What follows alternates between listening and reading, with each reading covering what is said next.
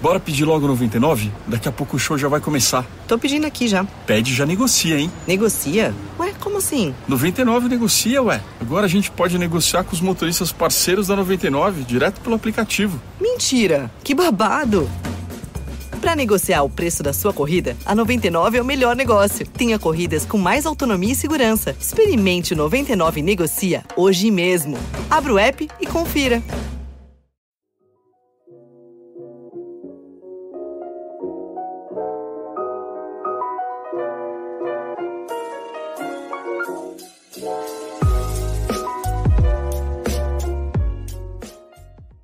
Hi guys, I'm Didi West, and this is Broken Limelight.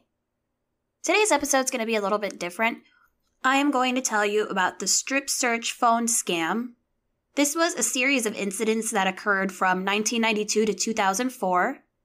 A man called up a bunch of restaurants and grocery stores and claimed to be a police officer, and he would speak to the managers of these businesses and convince them that one of their employees or customers was a criminal. And he would actually get these managers to do weird things like conduct strip searches on people, supposedly on behalf of the police. These phone calls were made to numerous businesses all around the United States, but the most notable case was the one that actually led to an arrest. This happened in 2004 in Mount Washington, Kentucky. If you've ever seen the 2012 movie called Compliance, it's about this true story. On April 9, 2004, 18-year-old Louise Ogborn went to work her shift at McDonald's. Louise was a churchgoer, a former Girl Scout, and just an all-around good girl. She had taken this job at McDonald's, which paid $6.35 an hour, after her mother lost her job. She had been working at McDonald's for 4 months, and in that time, she did a great job and never got written up or did anything wrong. Just after 5 p.m., a man called the McDonald's store and spoke to the assistant manager, Donna Jean Summers. Donna Summers. We'll just call her Donna. The man on the phone claimed to be a police officer named Officer Scott. He told Donna that he was working on an investigation into that McDonald's, and he had McDonald's corporate on the other line, as well as the store manager, Lisa, who he mentioned by name. Donna recalls that she thought she could hear police radios in the background. Officer Scott gave Donna a vague description of a slightly built young woman, a young white woman with blonde hair who was suspected of theft. Donna was like, yeah, that sounds like Louise. So Officer Scott told her that she was under investigation and Louise could either be searched at the store or she could be arrested and taken to jail and be searched there. But then he kind of encouraged her to search Louise herself at the store, telling her that there weren't any police officers available at that moment to handle something so minor. Donna had never known Louise to do anything dishonest, but she thought she was talking to a police officer. So she led Louise into the restaurant's small office, locked the door, and followed the officer's instructions. So everything Donna's about to do, supposedly this guy on the phone, Officer Scott, is telling her to do. So Donna ordered Louise to remove her clothing one item at a time until she was naked. Louise was scared and shaking. She was telling them, please, I didn't do anything wrong. They gave her a McDonald's apron to cover herself with, which is barely anything. Donna then placed Louise's clothes in a bag and took them out to her car. Officer Scott said that a police officer would come by and pick him up. Donna says that she did ask him what was taking so long for police to show up, but anytime she asked him a question, he just had an answer for everything. There was another employee who was present. Her name was Kim Dockery. Kim said that Donna wouldn't tell her what was going on. But she saw Louise. She said, quote, a little young girl standing there naked wasn't a pretty sight. Kim hugged her and tried to console her. The caller told Donna not to tell Kim what was going on. Kim's shift ended after about an hour and she went home, and Donna told Officer Scott that she needed to be working the restaurant's counter. He told Donna to bring in somebody who she trusted to assist with the investigation. Donna asked one of the cooks, his name was Jason Bradley, so she told him what was going on and he went in the room to watch Louise and he took the phone call, but when the caller ordered Jason to remove her apron and describe her, Jason refused. However, neither Jason or Kim tried to call the police or put an end to this. By now, Louise had been detained for an hour. Her car keys had been taken away and she was naked except for the apron. So she was scared and she didn't exactly feel like she could just run through the restaurant to get help. She was naked and, what was she supposed to do? She also thought that she was in trouble with the law. After Jason refused to participate, Donna told the caller that she needed to get back to the counter, so he asked if she had a husband who could come watch Louise in the meantime. She said, "No, I'm not married yet, but I intend to be." Supposedly, she said this giggling, like she was talking to a friend. So he told her to call her fiancé. So she called her fiancé at home at about 6 p.m. His name is Walter West Nix Jr. He was a father of 2, attended church regularly, and had coached youth baseball teams in Mount Washington. He was known to be this great community guy. A great role model for his kids, never even got a traffic ticket. So Donna filled Walter in and told her that she was working with the police to try to help with this investigation with this young girl who had supposedly been stealing. Officer Scott said that Louise had stolen a purse or a wallet, and he also accused her of dealing drugs. He told them that the police were searching her home at this very moment. Donna handed Walter the phone and left the office. For the next 2 hours, Walter would follow all of his instructions. He pulled away the apron from Louise, leaving her nude, and then described her to the caller. He ordered her to dance with her arms above her head to see if anything would shake out, like if she was hiding something in her body. He made her do jumping jacks, deep knee bends, and stand on a swivel chair and then on a desk. Then, Walter made Louise sit on his lap and kiss him. Officer Scott said that would allow him to smell anything that might be on her breath. When Louise started to refuse, Walter spanked her for about 10 minutes until her butt was completely red and covered in welts, just as the caller instructed him to do. Officer Scott also spoke to Louise directly and demanded that she do as she was told or face worse punishment. During the time that Walter was in the office with Louise, Donna walked in numerous times.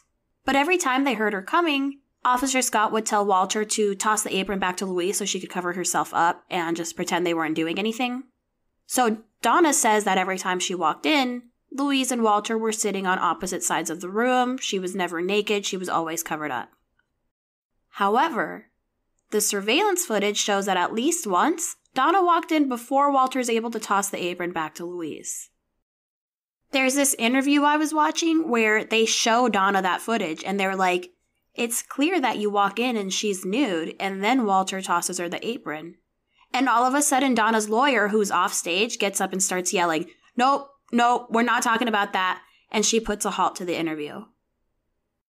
Every time Donna came in, Louise begged her to let her go. Donna says that this wasn't true. She said that Louise was always calm, and she didn't seem scared or frightened at all.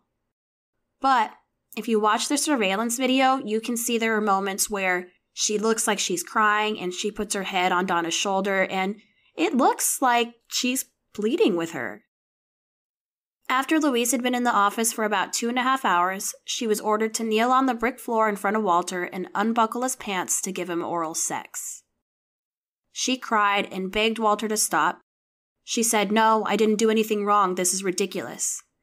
But Walter told her that he would hit her if she didn't. At a point, Louise started to dissociate. She kind of disconnected, like she said her soul kind of left her body and left her there feeling numb. And that feeling's not uncommon in victims of sexual abuse. They kind of disconnect to protect themselves from the pain. Kind of like if you heard my episode on Roman Polanski, the victim Samantha recalls a very similar experience. Louise said that the caller would also tell her directly that she needed to do as she was told if she wanted to keep her job and avoid further punishment. And she physically felt trapped. Like, not only is she naked and doesn't have her phone or her car keys, but Walter had a good 145 pounds on her and was nearly a foot taller. So she really was afraid for her life. Eventually, Officer Scott allowed Walter to leave under the condition that they find somebody to replace him. Walter left, drove a few blocks to his home, and immediately called his best friend and told him, "I've done something terribly bad." So Donna now needs to find somebody to replace Walter, and she spotted the restaurant's maintenance man, Thomas Sims, who was off duty, but he had stopped in the restaurant to get some dessert. But she trusted him, so she asked him to go into the office and watch Louise.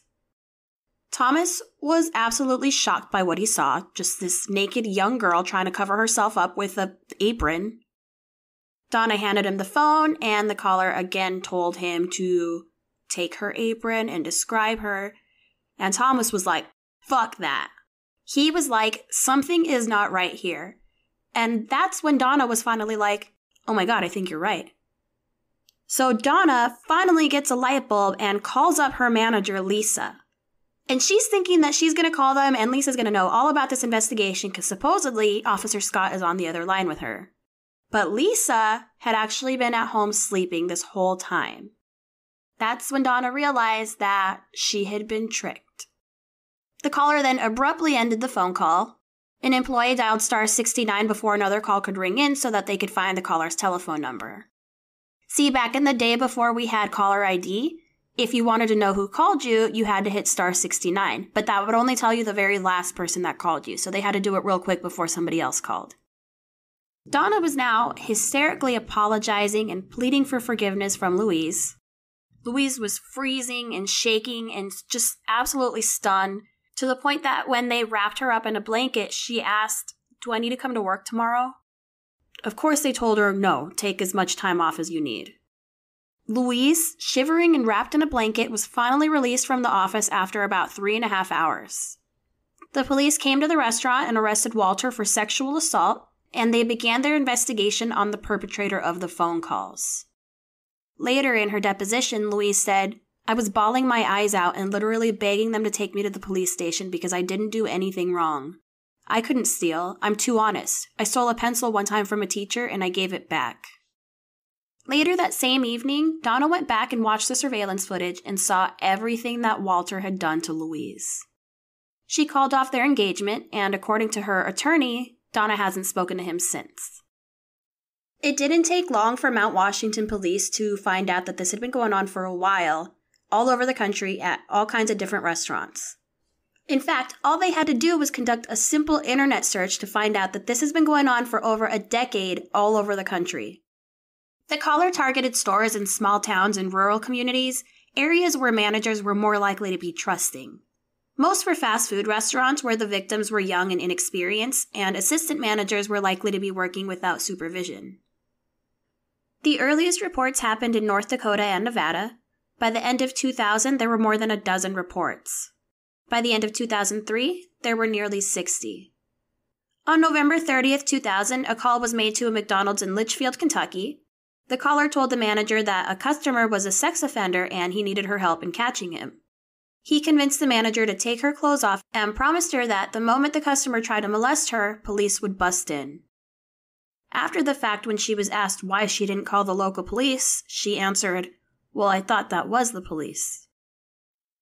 On May 29, 2002, an 18-year-old girl went to work on her first day of work at McDonald's. Within the first hour of her shift, she was forced to strip, jog naked, and assume a series of embarrassing poses, all at the direction of a caller on the phone. On January 26, 2003, at an Applebee's in Davenport, Iowa, the assistant manager received a phone call and went on to conduct a degrading 90-minute strip search of a waitress at the direction of the caller. In February 2003, a call was made to a McDonald's in Hinesville, Georgia. The call was taken by a female manager. The caller said that he was a police officer and he was working with the director of operations for the restaurant's upper management, and convinced the manager to take a female employee into the women's bathroom and strip search her. She also brought in a male employee who conducted a body cavity search of the woman, supposedly to find out if she was hiding any drugs. On June 3, 2003, in Juneau, Alaska, a call was made to a Taco Bell. The man said he was working with the company to investigate drug abuse at the store, and he had the manager pick out a 14-year-old customer and then strip her and force her to perform lewd acts. July 2003, a Winn-Dixie grocery store manager in Panama City, Florida, received a phone call instructing him to bring a female cashier who matched the description that the caller had provided into an office where she was strip searched. The cashier was forced to undress and assume various poses as part of the search. In March 2004, a female customer at a Taco Bell in Fountain Hills, Arizona, was strip searched by a manager who had received a call from a man claiming to be a police officer. By April 2004, supervisors had been duped in at least 68 stores in 32 states.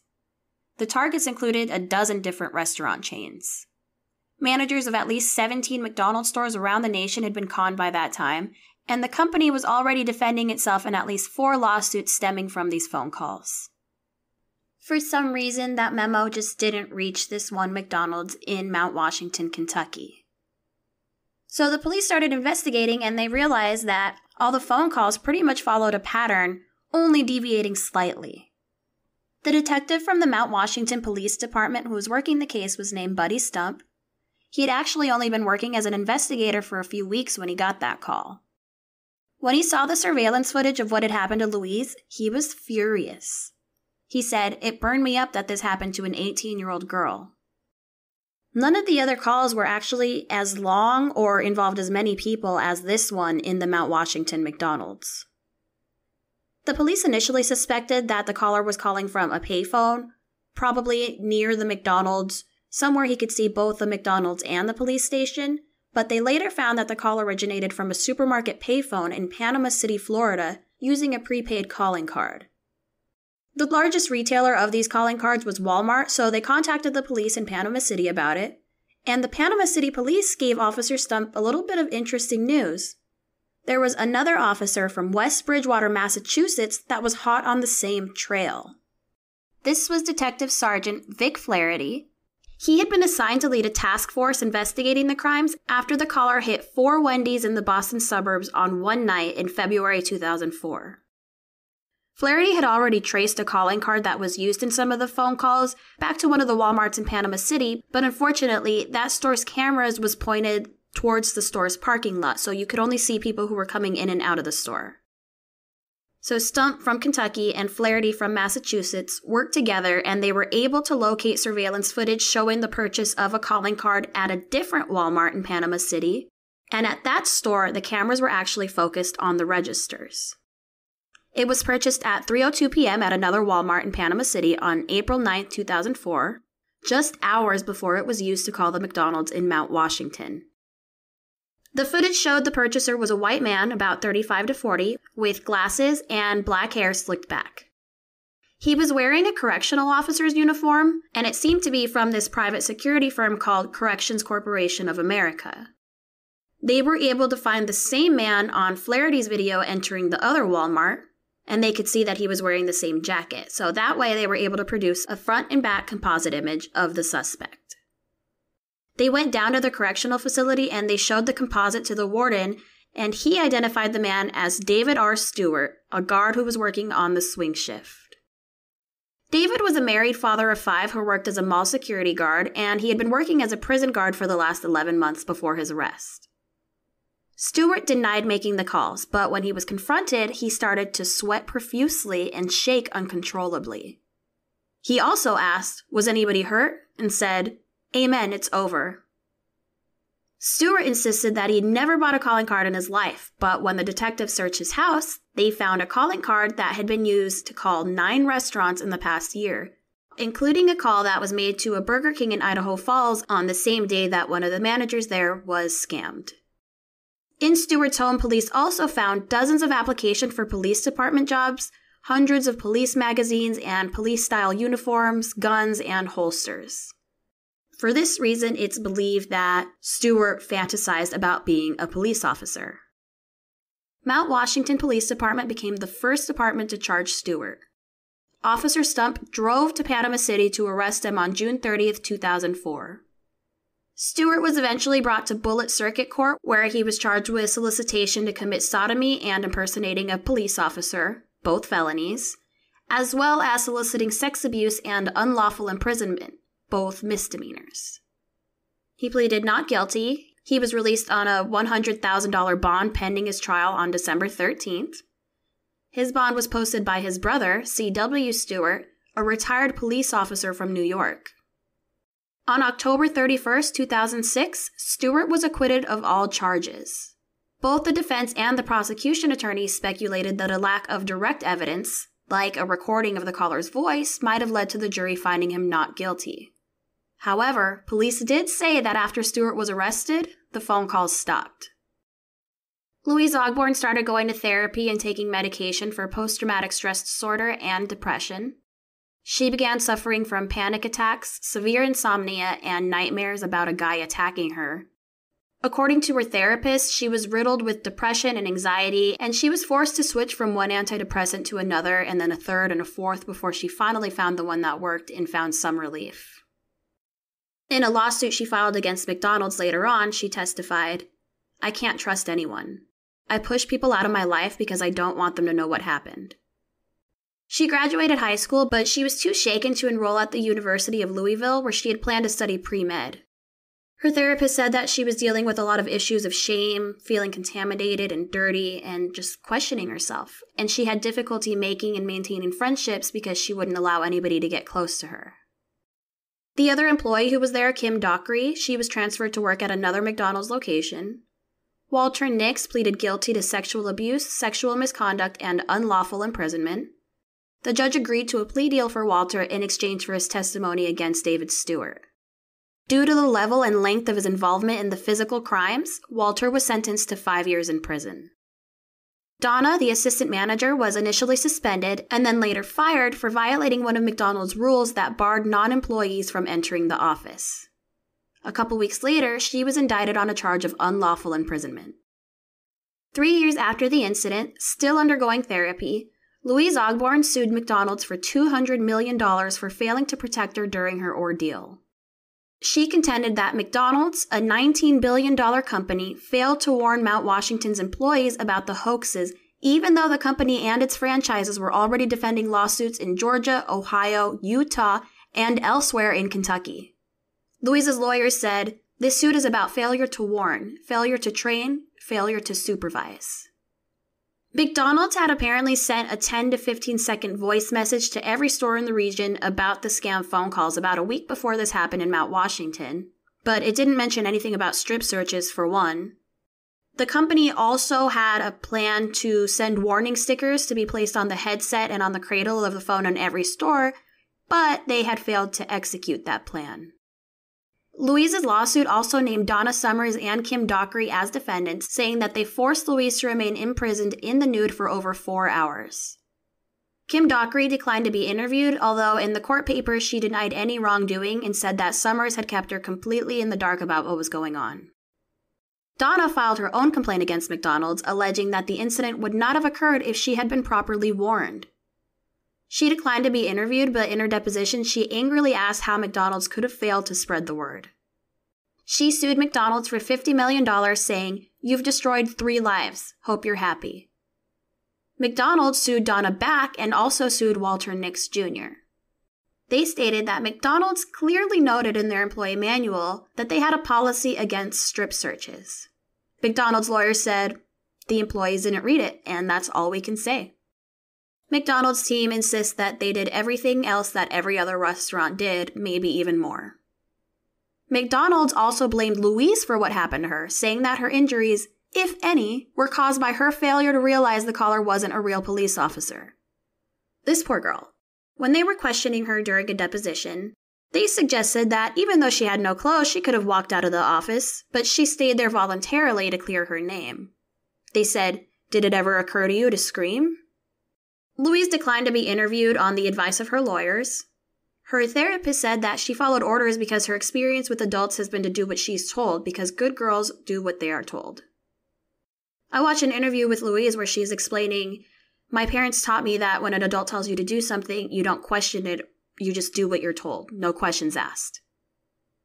Louise Ogborn won a $6.1 million verdict against McDonald's, and the judgment was upheld by the Kentucky Court of Appeals, which said the company's legal department was fully aware of the hoax calls to its restaurants, yet its management team made a conscious decision not to train or warn employees or the managers about the calls.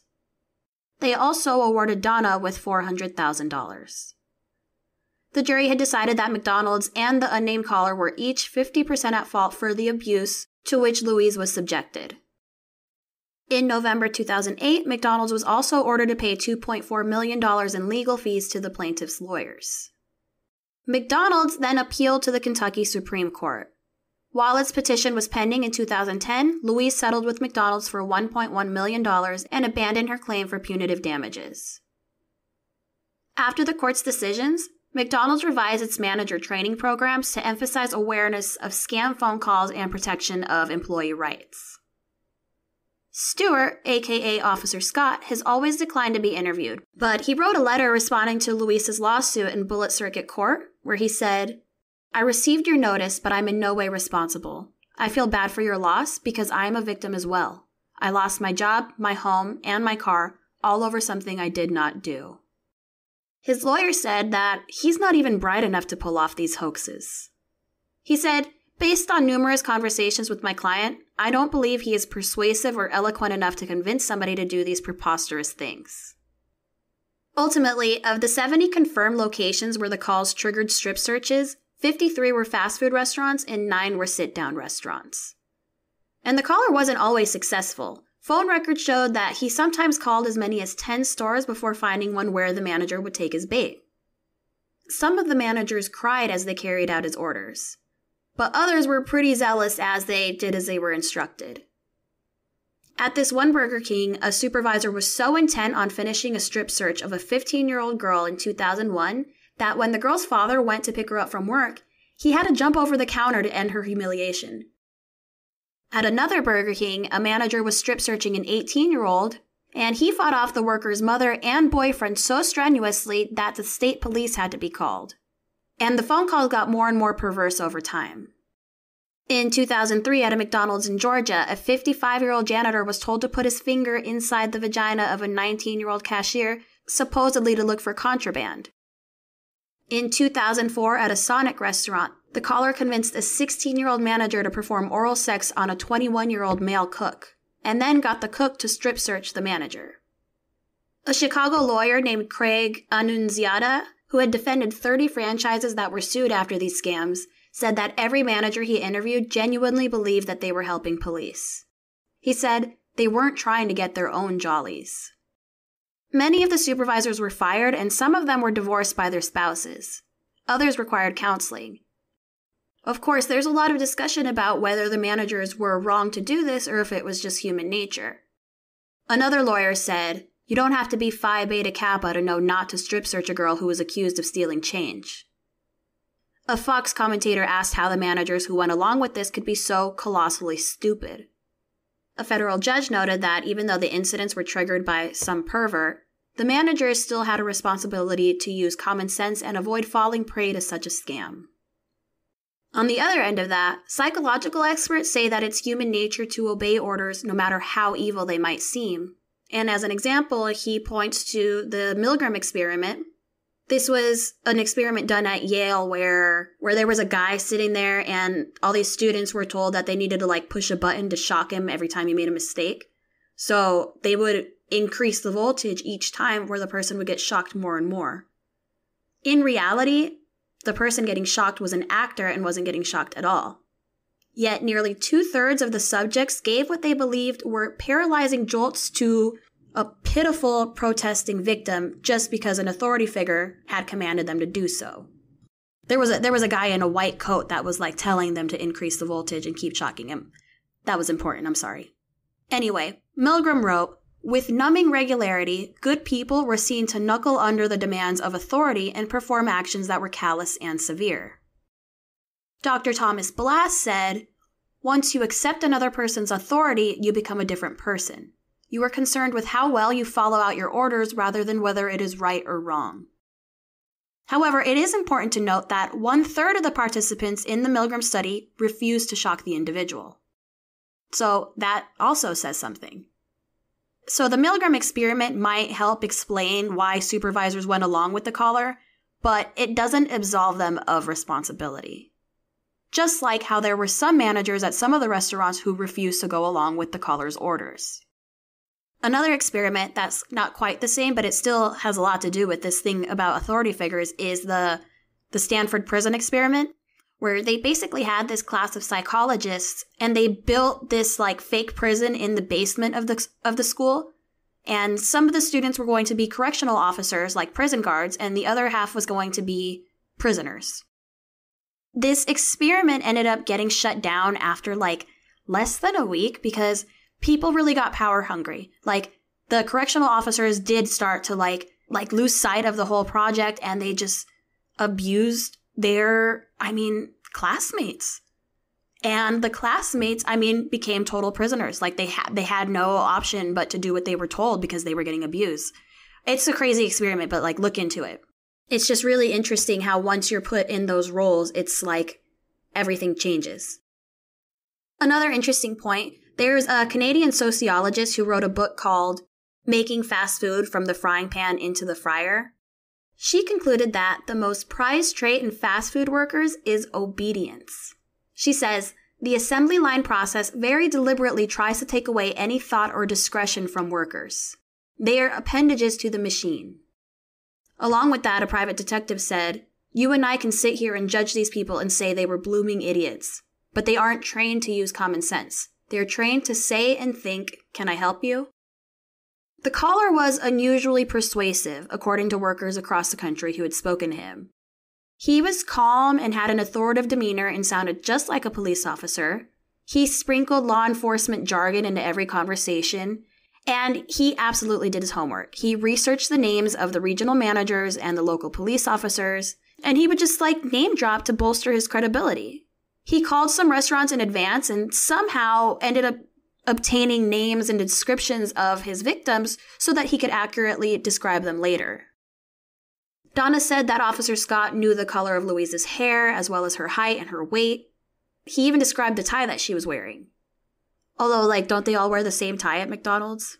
I don't know. But still, this guy found this stuff out ahead of time.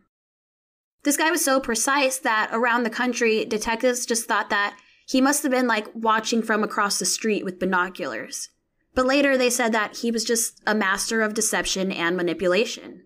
For example, there was one occasion where he was on the phone with a 17-year-old victim in a Burger King, and she started crying, and he told her to, quote, be a good actress and pretend like it doesn't bother you so the manager doesn't feel so bad about what he has to do to you. The same mistake that Donna made was unfortunately made by 60 other people in the country. Oh, and going back to that experiment at Stanford University, I knew there was a reason that I was thinking about that. The psychologist who conducted that experiment, his name was Philip Zimbardo, and he even said that the caller was, quote, very skilled in human psychology. He may have even read about Milgram. And Milgram was the first experiment I just told you about, where they shocked the person. Stewart was never indicted for any other phone call other than the one in Mount Washington. Some of the managers of these stores, though, the ones who took the calls and followed his instructions, they were charged with crimes. Because in those cases, they couldn't directly link Stewart, but the managers, unfortunately were caught in the act of doing something. They just couldn't link it to Stewart. But in most cases, these managers would end up being acquitted. You want to know what my final thoughts are? And this is not based on science or anything. This is solely what I'm thinking. We all have that thing inside of us that tells us to feel guilty or to feel icky when we do something morally wrong. It's a thing that, psychopaths lack. That thing that tells you to stop. You might think about it, but there's something inside of you that tells you this is wrong. So I'm thinking with the Milgram study, they said 2/3 of the people continued to shock the people. The fact that there is an authority figure there instructing you to do this makes you think this is okay. Anything you do wrong, it's fine. You're doing a science experiment. They're like, okay, well, this guy might be getting shocked, but whatever, some kind of authority is taking care of this, and they know what's too much for this guy. They know better than I do, and they just trust it. Maybe it's the associated threat with you not following directions. Maybe that's more what it is. People are actually fearful. Maybe there's some people with an underlying fear of the government or something, or of God punishing them if they don't do what they're told, or poor Louise who just grew up being told to do whatever you're told. Anyway, that's just my 2 cents. Something interesting I didn't realize, if you guys are fans of Law & Order Special Victims Unit, there was an episode that was based on this case where Robin Williams plays the caller. I'm gonna go watch that right now. I'm gonna link a video to brokenlimelight.com under this episode's page where you can see interviews from Donna Summers and the psychologist Zimbardo, and there's also some footage from that day. So be warned, because it is kind of graphic. It's it's censored, so you can't see her, but you can tell that she's naked and you can see kind of what she's doing. There's a part where Donna's being interviewed and the guy's telling Donna, you can see in the video that she's crying and she's pleading with you. And Donna was like, she wasn't crying or begging when I was in the room with her. But like, you can see it on the footage. And like, Donna even hugs her and comforts her for a moment. All right, guys. Well, don't forget to check out brokenlimelight.com so you can see those videos and pictures of this case. I also list all my sources under there. Feel free to leave a comment for that episode, or if you have any questions, I'm happy to try to research it for you. If you have suggestions for future cases, reach out to me. Send me an email. It's didywest@brokenlimelight.com. You can also leave me a review on there. You can send me donations for beer money. And sometimes I'll give you a little sneak preview of the future cases I have coming up. Thank you guys so much for listening. Bye-bye.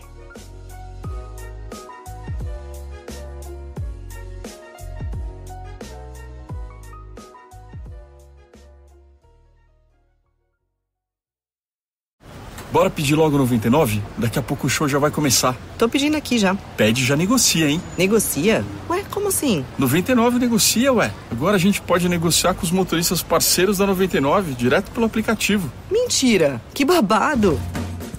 Para negociar o preço da sua corrida, a 99 é o melhor negócio. Tenha corridas com mais autonomia e segurança. Experimente o 99 Negocia hoje mesmo. Abra o app e confira. BarkBox, BarkBox, BarkBox, BarkBox. You guys know my dogs, Jude and Eleanor Rigby. Well, we just started getting in BarkBox, and I'm telling you, your dogs will love you. No more are they angry at the mailman. No more, I say. It's like a box of dog joy that's delivered every month, and each box tells a different story with different themed toys, treats, and photo-worthy props. Typically, what we get in each box is a couple of toys, a couple of treats, and a chew, but you can actually tailor-fit your box to fit your dog's needs. Guys, I'm telling you, your dogs will love you, even more than they already do. So try it out, and if you use my link, you'll get a free extra month of BarkBox, which is a $35 value. So just head to barkbox.com/brokenlimelight and get started on your first BarkBox today. BarkBox, BarkBox, BarkBox, BarkBox. Nailed it, Jude. Today's episode is brought to you by Hunt a Killer. Hunt a Killer is a monthly mystery subscription box that's truly one of a kind. It's basically like a true crime case in a box. It comes with case files, codes to decipher, detailed backgrounds about the suspects and the victims. There's evidence for you to evaluate. It tells an immersive story of a whole crime case from beginning to end. It's kind of like an escape room in a box. You can do this by yourself, or you can team up with a buddy, or you can do it for like a game night or even a date night. You can take a little break from technology and immerse yourself fully into this box, or if you prefer to be a more high-tech investigator, you can join online communities and talk to other Hunt a Killer players about clues and stuff. Hunt a Killer also shares part of the proceeds to the Cold Case Foundation, so your purchase actually helps with real-life cold cases. The best news is that Broken Limelight listeners get 20% off of their first subscription box. So go get started now at huntakiller.com, and don't forget to use the code BROKENLIMELIGHT to get your 20% off. That's Broken Limelight, all one word.